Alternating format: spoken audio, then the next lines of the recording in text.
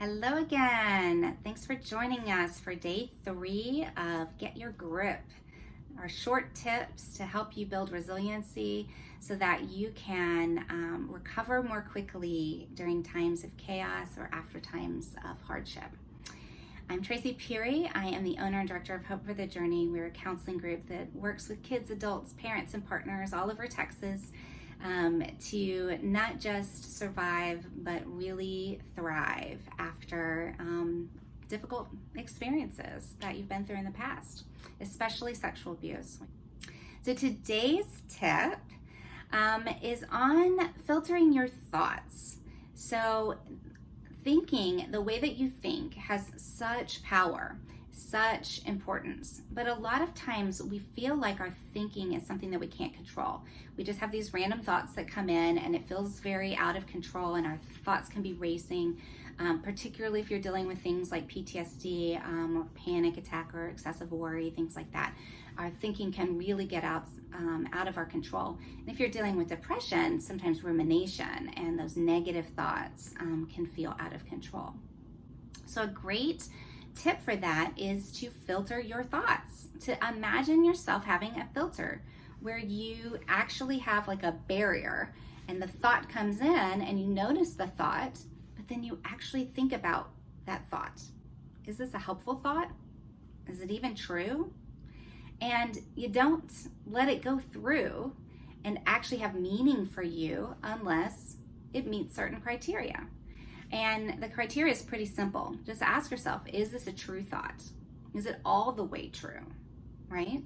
So an example of some stinky thinking that might get in there that's not true is when we find ourselves like exaggerating things, or we find ourselves having, pretending like we have a crystal ball and we can pretend. So this might be something like, you've lost your job and you think to yourself, I'm never going to find another job. No one's ever going to want me, right? That is total fortune telling. We have no idea. And it's just not a true statement. It's just not something that we know to be true at this time. What we do know is that we're freaked out because we've lost our job right now. But telling the future piece is just not the helpful piece, right?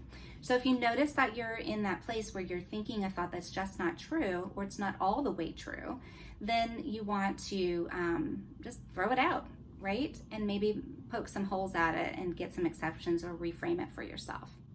Another example of this is to ask yourself, is that thought helpful? Because sometimes we think things that are true but are not helpful.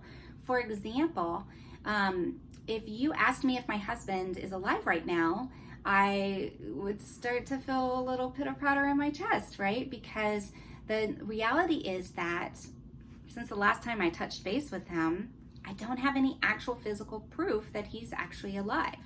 And the idea that just that thought of, is he alive? Is he not alive? Do I know if he's alive or not? That's just not a helpful thought, right?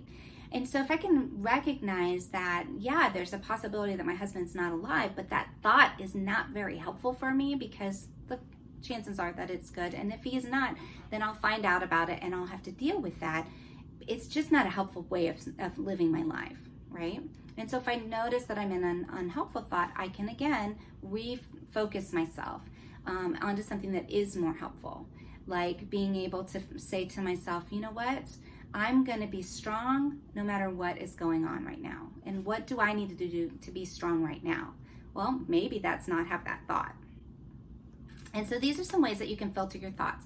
If you like this and it's something that you really like, there's a really nice, handy app that can be really easy, and it's free. It's called the CBT Thought Diary. It's something that you can just look in the App Store for, download, and then it takes you through a little bit more detailed steps than this, but it really does help you to filter your thoughts. So as always, let us know how this works for you. Ask any questions that you have in the comments.